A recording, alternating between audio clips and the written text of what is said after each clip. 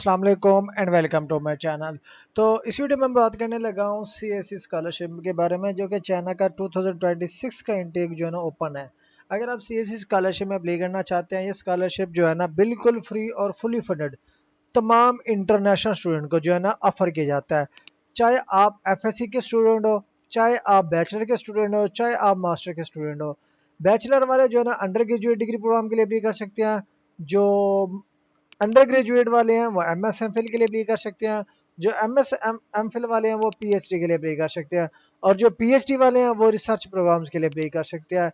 इसमें like high degree programme जो है ना यहाँ पे अवेलेबल होता है। अब ये जो स्कॉलरशिप होता है, चाइना की जो मिनिस्ट्री ऑफ एजुकेशन होती है उसी के अंडर चाइना की जो स्कॉलरशिप काउंसिल है वो वर्क करती है, और वो तमाम स्टूडेंट को सिलेक्ट करती है, और वो ही इस सारे प्रोसीजर को एडमिनिस्टर करती है। अगर आप इस स्कॉलरशिप के लिए भी करते हैं, विदाउट वेस्टिंग योर टाइम मैं जो है ना शार्टली तमाम तरह डिटेल बताता जाऊंगा जो बताने वाले होंगे। बिल्कुल यहाँ पे कोई ट्यूशन फीस नहीं होगी, चाहे बैचलर के स्टूडेंट है, मास्टर के स्टूडेंट है या पीएचडी के स्टूडेंट है। फीस बिल्कुल भी नहीं पे करने की जरूरत है आपको। उसके साथ साथ वहाँ की रिहाइश, वहाँ पे रहने के लिए हॉस्टल बिल्कुल फ्री में मिलेगा। उसके साथ साथ वहाँ पे रहने के लिए जो महीने के अखराजात लगते हैं वो भी आपको पर मंथ मिला करेंगे। जो बैचलर वाले हैं उनको महीने का 1 लाख मिलेगा अप्रोक्सीमेट। जो मास्टर के लिए हैं जो उनको अप्रोक्सीमेट 1.25 लाख तक मिल जाएगा।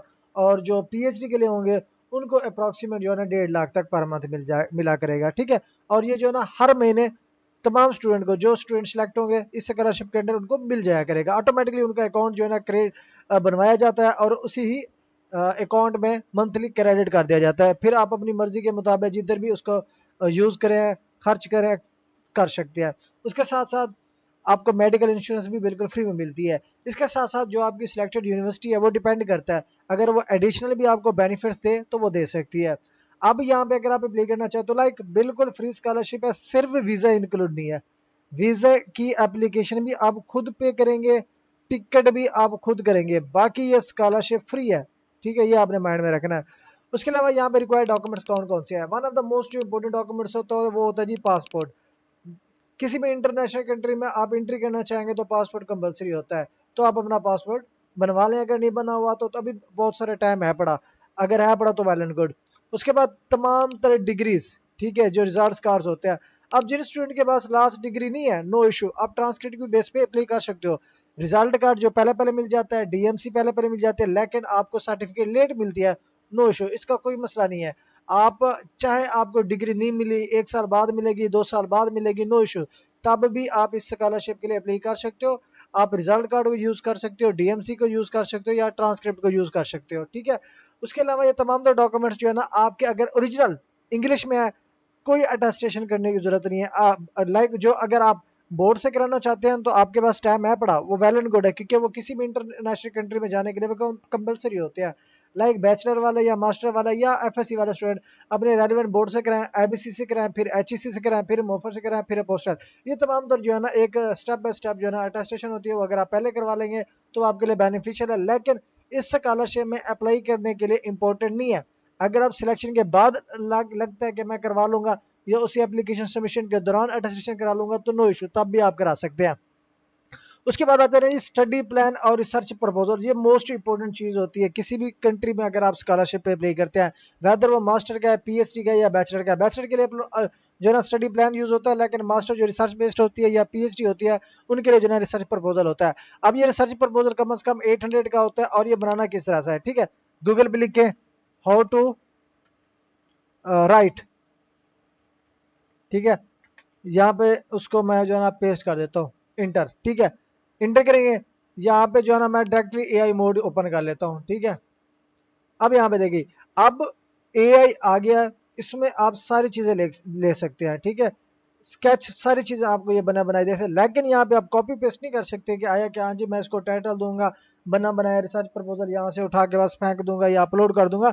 तो ऐसी आप सारी जिंदगी भी करते रहे कॉपी पेस्ट वाला काम, तो आपका स्कॉलरशिप कभी भी नहीं लगना, ये आपने माइंड में रखना है।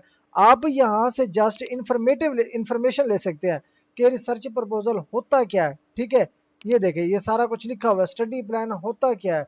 आप यहाँ से जस्ट इंफॉर्मेशन लें और खुद राइट करें। अब लाइक अगर आप रिसर्च प्रपोजल बनाना चाहते हैं फर्स्ट ऑफ ऑल आप अपना टाइटल सिलेक्ट करें कि किस टाइटल पे आप रिसर्च करना चाह रहे हो, ठीक है। उसका जो है ना अब्स्ट्रैक्ट लिखो, ठीक है। अब्स्ट्रैक्ट क्या है, लाइक जो टाइटल आपने चूज किया उसका बैकग्राउंड क्या, उसके एम्स क्या थे, मेथड्स क्या होंगे और एक्सपेक्टेड जो है ना आउटकम्स क्या होते हैं, ये आपने लिखना है अब्स्ट्रैक्ट में। फिर आप उसी टॉपिक का जो है ना इंट्रोडक्शन लिखो, ठीक है। उसके बाद लाइक आपने क्या करना है, provide context for your research, outline the problem statement and explain why you choose this topic is important and relevant, ठीक है। ये इंट्रोडक्शन लिखना है। फिर आपने क्या करना है, लिटरेचर रिव्यू लिखना है, discuss and evaluates existing academic literature to show your familiarity with the field and identify the gap your research will fill। अब ये लिटरेचर रिव्यू में लाइक आपने प्रीवियस जो रिसर्च की है वो आपने यहाँ पे मेंशन करनी है, और उस उन्होंने अगर ऑलरेडी रिसर्च की हुई है उसके क्या गैप्स थे जो आप दोबारा से उस टॉपिक को सिलेक्ट करके आप रिसर्च करना चाह रहे हो, और उस गैप को आप किस तरह से फिलअप करेंगे ये आप राइट करेंगे। उसके अलावा उसके रिसर्च क्वेश्चन क्या बनते हैं वो आपने डिफाइन करने हैं।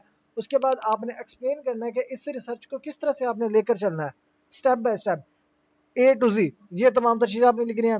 उसके अलावा आपके रिसर्च का प्लान क्या होगा जब आप स्टार्ट करने लगेंगे और उसका टाइम लाइन कितना होगा, ठीक है।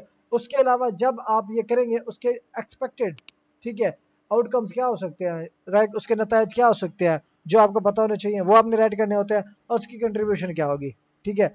और उसके अलावा जो रिसर्च प्रपोजल में जो सोर्सेज होते हैं लाइक ये तमाम तर डाटा, ठीक है, एक्सेप्ट टाइटल, अब्स्ट्रैक्ट से लेकर जो है ना ये तमाम तर चीज़ें, लिटरेचर रिव्यू, रिसर्च गैप, जो भी क्वेश्चन है, सारी चीज़ें जिस भी ऑलरेडी टॉपिक से या रिसर्च आर्टिकल से लेंगे उसकी हर लाइन या 2-3 लाइन का आपने रेफरेंस ऐड करना होता है यहाँ पे, ठीक है, एंड पे, जिसको हम रेफरेंसेस भी कहते हैं या बिब्लियोग्राफी भी कहते हैं। अब लाइक यहाँ पे अगर आप कोई टाइटल चूज करते हैं ना तो आप किस तरह से जाएंगे, गूगल स्कॉलर पे जाएं, ठीक है। गूगल स्कॉलर यहाँ पे ओपन हो गया। अब यहाँ पे अपना रिसर्च टॉपिक लिखें जो भी आपका रिसर्च टॉपिक है, लाइक मैं यहाँ पे लिखता हूँ जी effect of ammonium dioxide nano particle toxicity in albino rats, ठीक है। यहाँ पे अल्बिनो रैट्स, कोई भी आप टॉपिक है आपका, ठीक है, स्लाइड करें। यहाँ पे आपके सारे आर्टिकल ओपन हो चुके हैं, ठीक है। यहाँ पे देखें जी ये सारे, अगर आपको यहाँ पे कोई आर्टिकल रेलिवेंट लगता है वो ओपन करें, या उसके सारे ऑल रिलेटेड आर्टिकल्स ओपन कर लें ताकि दोबारा से आपको रिसर्च करने की जरूरत ना पड़े, उसी सेम ही टॉपिक के सारे आर्टिकल आपको एक ही लाइन में मिल जाए, ठीक है। आर्टिकल को ओपन करें, उसको पढ़ें। मोस्ट इंपोर्टेंट जो चीज़ आपने यहाँ से निकालनी होती है, आप इंट्रोडक्शन भी इजीली लिख सकते हैं, लिटरेचर रिव्यू भी लिख सकते हैं इजीली, और मेथोडोलॉजी भी लिख सकते हैं, लेकिन मोस्ट इंपोर्टेंट चीज़ होती है वो आपकी रिसर्च गैप्स होते हैं। और रिसर्च गैप्स किस तरह से निकालने हैं, आपने आर्टिकल पढ़ने हैं, आर्टिकल पढ़ोगे वहाँ पे आपको रिसर्च गैप्स की डिटेल मिल जाएगी। तो यहाँ पे सारे आर्टिकल्स आपको यहाँ पे मिल जाते हैं, ठीक है। ये देखिए यहाँ पे अब्स्ट्रैक्ट क्या है, अब्स्ट्रैक्ट में सारी चीज़ें यहाँ पे मेंशन होती है, लाइक ओवरऑल जो पैराफ्रेज होता है या ग्राफ होता है या समरी होती है वो सारी आपको अब्स्ट्रैक्ट में मिल जाती है उस टॉपिक की, ठीक है। यहाँ पे पढ़ेंगे, जैसे ही आप ये आर्टिकल्स पढ़ेंगे आपको रिसर्च गैप्स का पता चल जाएगा कि रिसर्च गैप्स थे क्या, और उसी रिसर्च गैप्स के आपने रेफरेंसेस ऐड करने होते हैं, लाइक ए टू जेड जो जो कॉपीज आप अपने रिसर्च प्रपोजल में ऐड करते हैं वो जीरो प्लेजरिज्म की बेस पे होने चाहिए, विदाउट एआई के होने चाहिए, और वैलिड और अथेंटिक उसके रेफरेंसेस होने चाहिए, ठीक है। रेफरेंसेस भी अगर आप कॉपी पेस्ट निकलवा लोगे चैट जीपीटी से तो वो रेलेवेंट नहीं होते, ठीक है। और जो चैट जीपीटी से आपका प्रपोजल मिलता है ना उसका मुंह होता है ना सारा होता है, ठीक है। जब एक पढ़ा लिखा जब जो प्रोफेसर उसको पढ़ता है ना उसको पता चल जाता है कि ये है क्या, उसमें सारी की सारी मिस्टेक्स होती है, ठीक है। ग्रामेटिकल एरर तो और बात है। तो आपने जस्ट यहाँ से फॉर्मेट देखना है और राइट आपने खुद करना है। आर्टिकल के लिए गूगल स्कॉलर ऐप रहा, वहाँ पर अपना टॉपिक लिखो और हर चीज़ वहाँ पे मेंशन करते जो वहाँ पे आपको मिलती जाएंगी। उसके बाद आ जाते हैं स्टडी प्लान, आपका पर्पस क्या है ये मेंशन करना है। आप फर्स्ट सेक्शन क्या है, अपना इंट्रोडक्शन ऐड करो, फिर एकेडमिक बैकग्राउंड ऐड करो, ये बैचलर के स्टूडेंट है जो एफएससी किए हुए हैं वो स्टडी प्लान अगर बनाना चाहेंगे तो। उसके अलावा अगर उनका कोई वर्क एक्सपीरियंस रहा है एफएससी के दौरान तक, या कोई पार्टिसिपेशन की है एक्स्ट्रा करिकुलर एक्टिविटीज़ में, उनके पास सर्टिफिकेशन है वो ऐड करेंगे। और उसके अलावा वो रीज़न बताएंगे कि ये प्रोग्राम और ये यूनिवर्सिटी उन्होंने क्यों चूज़ की। अब ये क्यों चूज़ करते हैं, लाइक अब उसी यूनिवर्सिटी की रिसर्च करो, ठीक है, फाउंडिंग रेट चेक करो, उसकी डिग्री की पॉपुलैरिटी चेक करो, उसकी रैंकिंग चेक करो। अब ये जो इंपॉर्टेंट चीज़ होती है ना आप कॉपी पेस्ट करके यहाँ पे ऐड कर सकते हैं, ठीक है। अब एक बंदा चैट जीपीटी से निकालता है, अब हर बंदा लाइक एक निकाला एक बच्चे ने, अगर उसी ही लाइन को या उसी वर्ड को चैट जीपीटी सेम देता है अप्रोक्सीमेट, जितनी बार आप सेम क्वेश्चन राइट करेंगे उतनी बार वो सेम क्वेश्चन का आंसर देता है। तो अगर 10 स्टूडेंट अप्लाई करेंगे, 10 का सेम क्वेश्चन होगा तो वो ऑब्वियसली सिलेक्ट नहीं होंगे, ऑटोमेटिकली वो रिजेक्ट किए जाएंगे। तो ये तमाम तर चीजें जो है ना आपने रिसर्च करनी होती है, ठीक है, रिसर्च करेंगे। लाइक जब एक प्रोफेसर या एक सिलेक्टर आपका पर्सनल स्टेटमेंट या स्टडी प्लान देखता है, उसको पता चल जाता है कि बच्चे ने ये जो राइट किया है उसने मेहनत की है। अब ये पर्सनल इंट्रोडक्शन हर बच्चा लिख सकता है, अपनी ही इंफॉर्मेशन ऐड करनी होती है, एकेडमिक बैकग्राउंड भी अपना ऐड करना होता है, जी मेरी ये एफएससी है, ये मेरी मैट्रिक है, फलां स्कूल से इतने मार्क्स हैं, ठीक है, ये चीज़ें लिखनी होती है। उसके अलावा एक्सपीरियंसेस आपके अपने होते हैं, अगर कोई आपने एक्सपीरियंस किया हुआ है, वर्क किया हुआ है, तो वो आप ऐड करते हैं। कोई अचीवमेंट्स है, कोई सर्टिफिकेट्स हैं, वो आपको पता होते हैं कि ये सर्टिफिकेट्स है। लेकिन जो मेजर चीज़ यहाँ पे आती है ना इसमें, वो 3 यहाँ पे आपके पास ऑप्शन आ जाते हैं। रीज़न क्या है आपकी इस यूनिवर्सिटी को चूज़ करने की, रीज़न क्या है आप इस प्रोग्राम को चूज़ कर रहे हो। अब ये तमाम तर चीज़ें आप रिसर्च करेंगे, रिसर्च करने के बाद कम अज कम as maximum as you can उसके जो मेन मेन पॉइंट्स होंगे रिसर्च करने के बाद आपने यहाँ पे वो ऐड करने हैं कि इस प्रोग्राम को मैं इस वजह से चूज कर रहा हूँ। जितने आपके अट्रैक्टिव वर्ड्स होंगे, ठीक है, उस प्रोग्राम के रेलिवेंट उतने ज़्यादा आपके चांसेस ऑफ सिलेक्शन होते हैं। ठीक है, इसमें आपकी सीजीपीए मार्क्स परसेंटेज अप्रोक्सीमेट बहुत जगह तो मैटर्स नहीं करती, मैटर करती है इतनी नहीं करती। आपके जो एक्सटर्नल डॉक्यूमेंटेशन होते हैं वो बहुत मैटर करते हैं, लेकिन यहाँ पे अप्रोक्सीमेट जो कहते हैं जी कोई बात नहीं, स्टडी प्लान है बस कॉपी पेस्ट करके अपलोड कर दिया, वो फिर कभी भी सिलेक्शन नहीं होती स्टूडेंट्स की, वो फिर ट्राई करते रहते हैं। उसके बाद यहाँ पे देखिए जी कैरियर गोल्स आपके क्या है। अब कैरियर गोल्स क्या है, लाइक आपने ये प्रोग्राम जो चूज कर लिया, डेफिनेटली चूज किया, आपको उसके बारे में इंफॉर्मेशन होगी, उसका फ्यूचर स्कोप का पता होगा, वो चीज़ें आपने फिर यहाँ पे लिखनी है कि ये मेरे फ्यूचर गोल्स है इस डिग्री को लेके, ये आपने भी राइट करना है। उसके अलावा कोर्स स्केड्यूल और टाइम मैनेजमेंट क्या होगी। अब जिस यूनिवर्सिटी में आप अप्लाई करना चाह रहे हो, चाहे वो बैचलर का कोई भी डिग्री प्रोग्राम है, वेदर वो आपका जोलॉजी है, केमिस्ट्री है, बियोलॉजी है, नर्सिंग है, एमबीबीएस, कोई भी डिग्री प्रोग्राम है, अब उसको किस तरह से स्केड्यूल करोगे, किस तरह से उसका आप टाइम मैनेजमेंट करोगे, ठीक है। Like explain how you plan to manage your course work, अपना कोर्स वर्क किस तरह से मैनेज करोगे, रिसर्च किस तरह से मैनेज करोगे, और जो अदर कमिटमेंट होती है वो किस तरह से करोगे, ठीक है। ये तमाम तर चीज़ें आपको यहाँ पर ऐड करनी होती है। उसके अलावा आपको अपनी स्टेटमेंट की जो है ना कैलकुलेट करना पड़ता है, ठीक है। A summary of your educational goals and a thank you to the admission committee, ये आपने राइट करना है। तो ये बेसिक जो है ना 2 डॉक्यूमेंट्स हैं जो कि ज़्यादा मैटर करते हैं स्कॉलरशिप के सिलेक्शन में, चाहे ना कि सर चाहे ना किसी भी कंट्री में आप अप्लाई करना चाहो, ये डॉक्यूमेंट जो है ना मोस्ट इंपॉर्टेंट की रोल अदा करते हैं, ठीक है। ये आपने माइंड में रखना है, इसमें आपने कॉपी पेस्ट बिल्कुल भी नहीं करना। चैट जीपीटी यूज़ करना है करो, एआई यूज़ करना है करो, जस्ट वहाँ से डाटा निकालो, डाटा निकालने के बाद गूगल पड़ा हुआ है, गूगल से रिसर्च करो। मल्टीपल सोर्सेज से जितना ज़्यादा आप रिसर्च करोगे उतना ज़्यादा आपके पास डाटा होगा। लाइक आपने 4-5 पेजेस ले लिया, या एक बुक एक क्या कहते हैं उसको, दस्ता कहते हैं उर्दू में, तो वहाँ पे उस दस्ते पे आपने रजिस्टर पे आपने सारे पॉइंट्स वहाँ पे लिखने हैं। 2 पेज भर जाते हैं, 3 पेज भर जाते हैं, 4 पेज भर जाते हैं, वेल एंड गुड।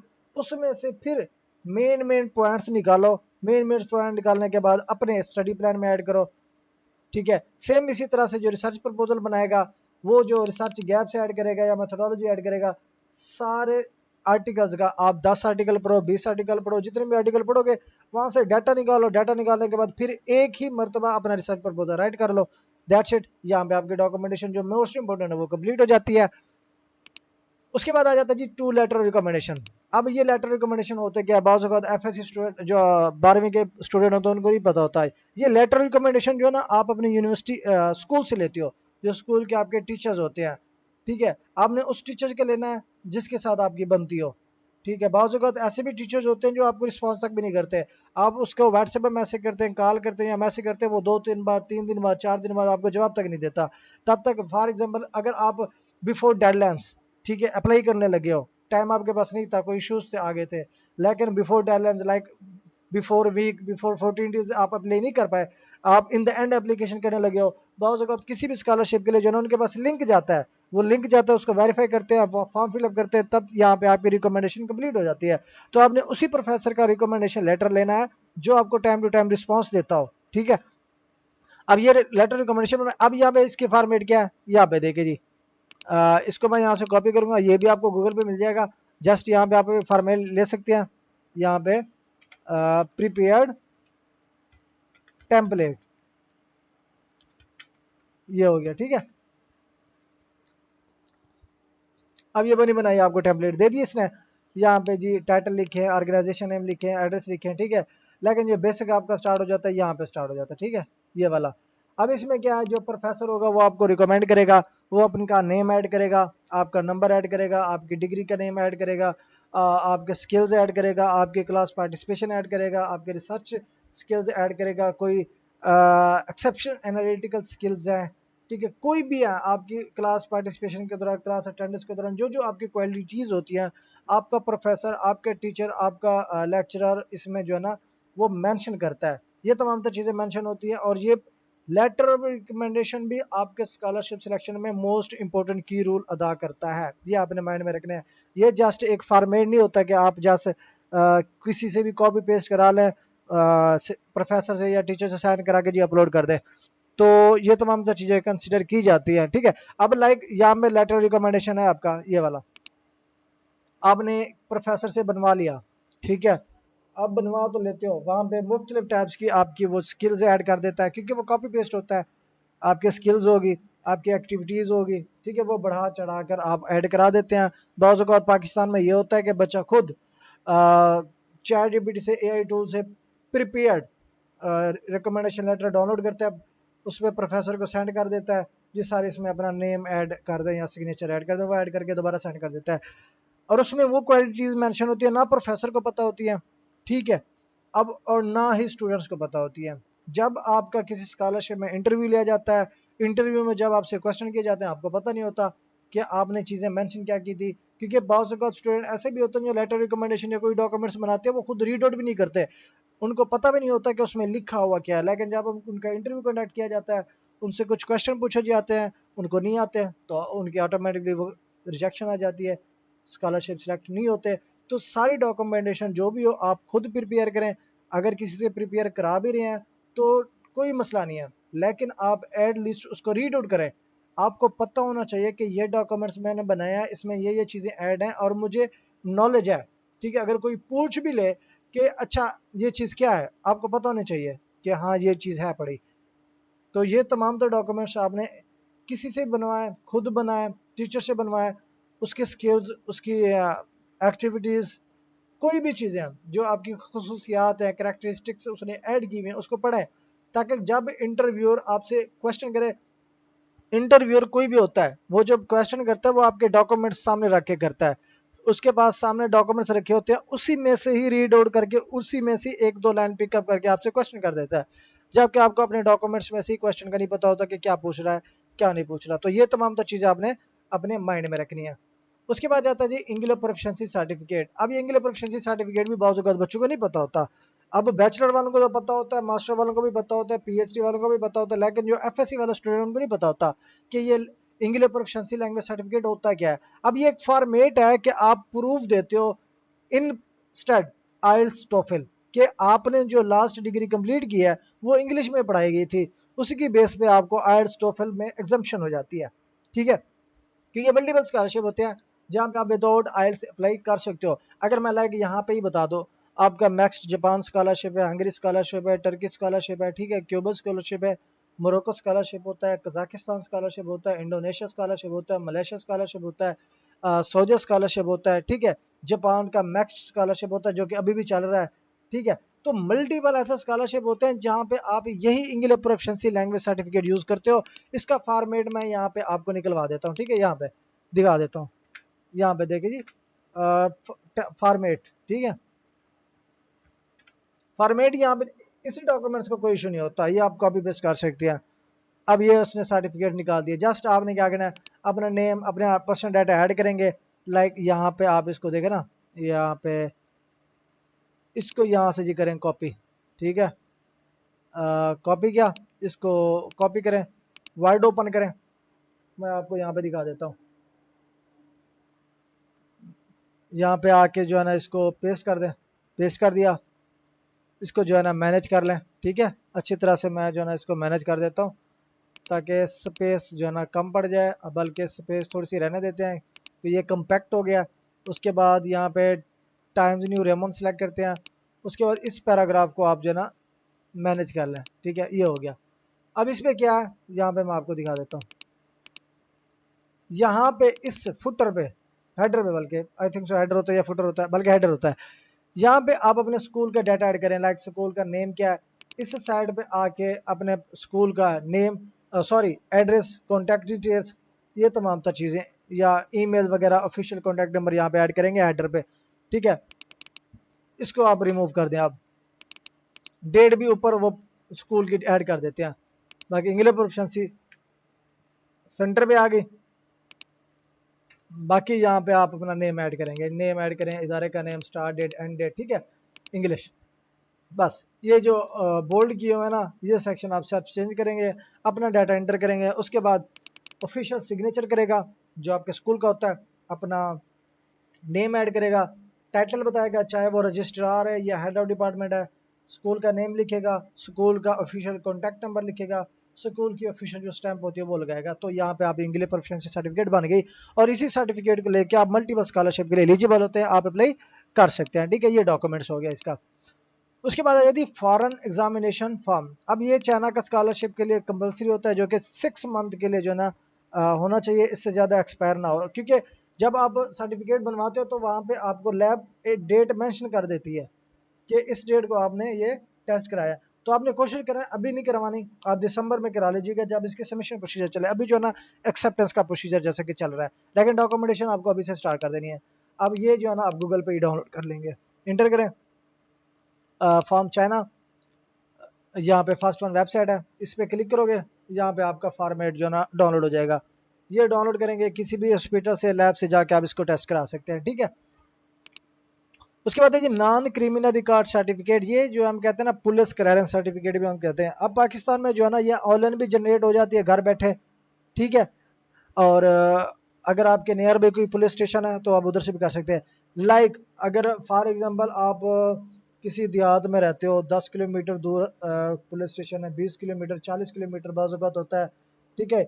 या कुछ स्टूडेंट आउट ऑफ सिटी होता है जो कि अपने सिटी में नहीं होता, किसी और सिटी में रह रहा होता है, तो आप इसको ऑनलाइन जनरेट कर लेंगे। तो ऑनलाइन जनरेट भी की जा सकती है, इसका कोई इशू नहीं होता कि आप अपने ही सिटी में जाके लाजमी पुलिस स्टेशन को या पुलिस खिदमत मरकज़ को विजिट करें और वहाँ से ले। आप ऑनलाइन बैठे भी इसको आप जनरेट कर सकते हैं। उसके अलावा आता है जी एक्सेप्टेंस लेटर।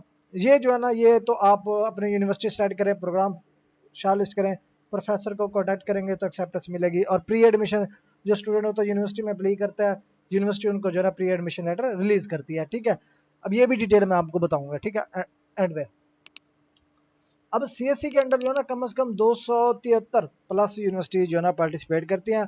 आप अपनी चॉइस के मुताबिक कोई भी यूनिवर्सिटी सिलेक्ट कर सकते हो। अब यूनिवर्सिटी सिलेक्शन आपने करनी किस तरह से है, ये मोस्ट इंपॉर्टेंट चीज़ है। वो चूज़ करने का ये तरीका होता है कि ये एक लिंक दिया हुआ है मैंने, इस लिंक को आपने कॉपी करना है, न्यू वेबसाइट पर जानी है, इंटर करना है, ठीक है। इंटर कर दिया, इंटर करने के बाद यहाँ पे इसका ऑफिशियल पोर्टल जो है ना यहाँ पे ओपन हो जाएगा। ये जो है ना चाइनीज गवर्नमेंट का ऑफिशियल पोर्टल है सीएससी का। इसके अलावा कोई ऑफिशियल, बाकी जो भी होंगे वो प्राइवेट वेबसाइट्स होती हैं, अपनी वो मोनेटाइजेशन के लिए, ठीक है, वो अपनी वेबसाइट बना लेते हैं। अब यहाँ पे देखे जी, आपने आना university and programme, search categories and programme, ठीक है। यहाँ पे मैं क्लिक करूंगा, सिंपल यहाँ पे मैंने अपनी डिग्री मेंशन करनी है जी। मैं एमएस एमफिल के लिए करना चाहता हूँ, इंग्लिश स्टार सब्जेक्ट हो, प्रोविंस कोई भी हो नो इशू, यूनिवर्सिटी भी कोई हो नो इशू। प्रोग्राम लेकिन यहाँ पे मेंशन कर देता हूँ जी केमिस्ट्री का हो, केमिस्ट्री का किसी भी फील्ड में हो, स्पेशलाइजेशन ओपन हो जाएगी। सर्च पे क्लिक करेंगे तो यहाँ पे देखे जी ओपन होगी। ये देखिए Henan university inorganic analytics, organic, physical chemistry, तो सारी स्पेशलाइजेशन डिटेल ओपन हो जाएगी। कम से कम 238 रिजल्ट आपके पास यहाँ पड़े। अपनी चॉइस के मुताबिक यहाँ पर यूनिवर्सिटी सेलेक्ट करें। लाइक यहाँ पे हेनान यूनिवर्सिटी है ना, इसको यहाँ से मैं कॉपी करता हूँ। कॉपी करने के बाद जी यहाँ पे इसको मैं पेस्ट कर देता हूँ, Henan university chemistry faculty, inter करें। यहाँ पे टीचर्स का डाटा आपके पास यहाँ पे वेबसाइट पे ओपन हो जाएगा। यहाँ से जो आपके रिसर्च एरिया के मुताबिक है, जिसके साथ आपकी ज़्यादा से ज़्यादा रिसर्च अलाइन कर रही है उस प्रोफेसर को आपने यहाँ पे कांटेक्ट करना है, ठीक है। इसकी सारी डिटेल दी हुई है, आपको सिर्फ और सिर्फ ईमेल की जरूरत होती है, ईमेल भी दी हुई है, इसका एक्सपीरियंस क्या है वो भी दिया हुआ है, ठीक है। उस पर क्लिक करेंगे तो उस प्रोफेसर की फर्दर डिटेल ओपन हो जाएगी, लाइक उसकी कंप्लीट प्रोफाइल ओपन हो जाएगी, ये प्रोफाइल ओपन होगी। यहाँ पे उसका ईमेल गिवन है, कॉपी करो और इसका रिसर्च एरिया पढ़ो और उसको कांटेक्ट करो, ईमेल करो। अब ईमेल किस तरह करनी होती है ये भी मैं आपको बता देता हूँ। यहाँ पे request for supervision email subject and body template please, inter कर दो, ठीक है।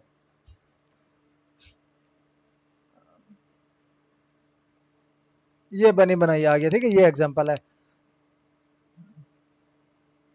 ये एग्जांपल्स है, ठीक है। अब इनमें से कोई भी एग्जांपल ले सकते हो, ठीक है। ये सारे सेक्शन उसने सेपरेट कर दिए हैं, ठीक है। सब्जेक्ट्स यहाँ पे लिखो, यहाँ पे आप सिंपल लिखोगे request for master supervision under CSC scholarship 2025-2026, simple यही मैसेज लिखना और कुछ भी नहीं लिखना आपने। पीएचडी का लिखना है तो पीएचडी लिख देंगे, बाकी इन सारों को स्किप कर दें। उसके बाद ईमेल का बॉडी क्या है, आप अपना इंट्रोडक्शन ऐड करते हैं, आप क्यों ऐड करो ये मेंशन करते हैं, कनेक्शन आपने बनाना होता है, ये फॉर्मेट दिया हुआ है, ठीक है। आप अपना नेम ऐड करो, अपनी डिग्री का ऐड करो, फिर आप उसको रिक्वेस्ट करते हो कि मैं इंटरेस्टेड हूँ आपके अंडर स्टडी करने के लिए, ठीक है। आप अपना पेपर टेबल कोई आपके ऑलरेडी कोई रिसर्च पेपर्स हैं वो मेंशन करते हो, ठीक है। उसके अलावा जो है ना नीचे स्क्रॉल करने के बाद आपके पास यहाँ पे पूछता है जी रेलिवेंट बैकग्राउंड शो को, क्या आपने लाइक अपनी रेलिवेंसी शो करानी होती है।